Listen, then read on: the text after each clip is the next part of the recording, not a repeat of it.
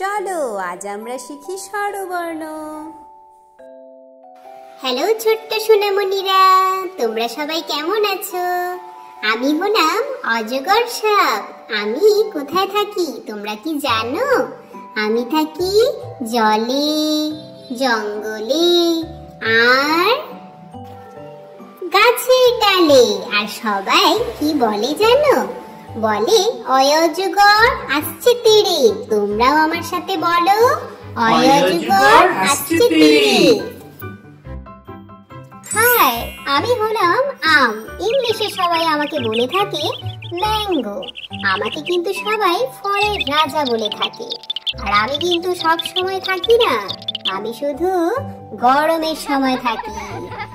আর আম খেতে বেশ মজা, তাই না? সরিয়াতে আম। কি বলে? সরিয়াতে আম।